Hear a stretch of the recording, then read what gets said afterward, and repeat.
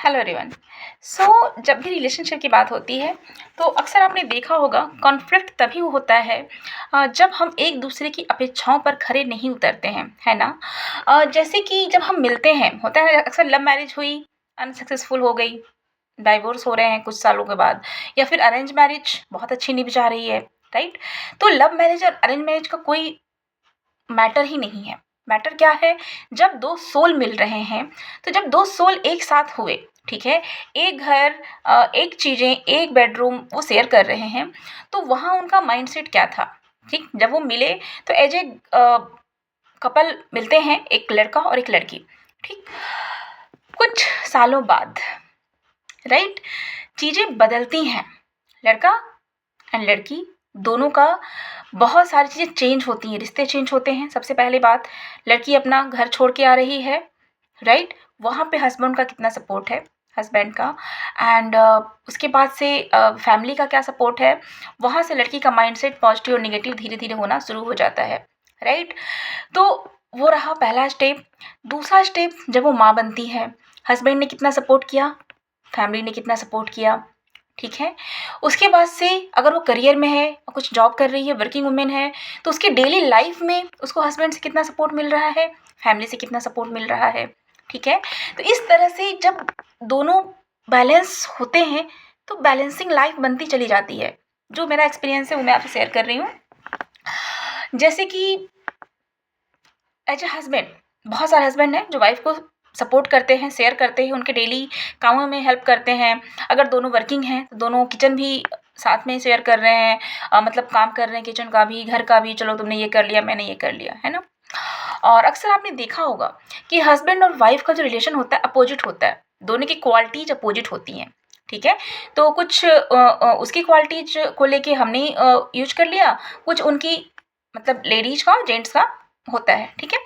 सो अब क्या होता है, प्रॉब्लम कहाँ क्रिएट होती है, जो मैं देख पाती हूँ कि अक्सर अगर लेडीज कुछ नया सीख रही है, जैसे अक्सर लेडीज हाउस वाइफ भी होती हैं, तो घर को बहुत अच्छे से पैम्परिंग कर रही हैं, या फिर खाना बहुत अच्छा बना रही हैं, या फिर कुछ पढ़ रही हैं, या कुछ नया सीख रही हैं, या फिर स्पिरिचुअल चीज़ें पढ़ रही हैं, लाइक धार्मिक किताबें पढ़ रही हैं, ठीक है। तो अब लेडीज का माइंडसेट यहाँ से यहाँ जा रहा है, ओके। एंड जेंट्स अगर उसी लाइफ में है, वही पढ़े वही रहे, जॉब में है, जॉब कर रहे हैं, डेली पैसे कमा रहे हैं, इट्स ओके, घर चल रहा है, इट्स ओके, लेकिन माइंडसेट चेंज हो रहा है। समझ रहे हैं आप? अक्सर देखा होता है ना कि औरतें क्या है, खाली टाइम है, हम पूजा पाठ कर रहे हैं, या फिर चलो दिन में खाली है, कुछ हम बुक्स पढ़ ले रहे हैं, सेल्फ हेल्प की बुक पढ़ पढ़ रहे हैं, या फिर कुछ धार्मिक किताबें पढ़ रहे हैं। तो लेडीज का माइंडसेट ग्रो कर रहा है और जेंट्स का माइंडसेट वहीं का वहीं है।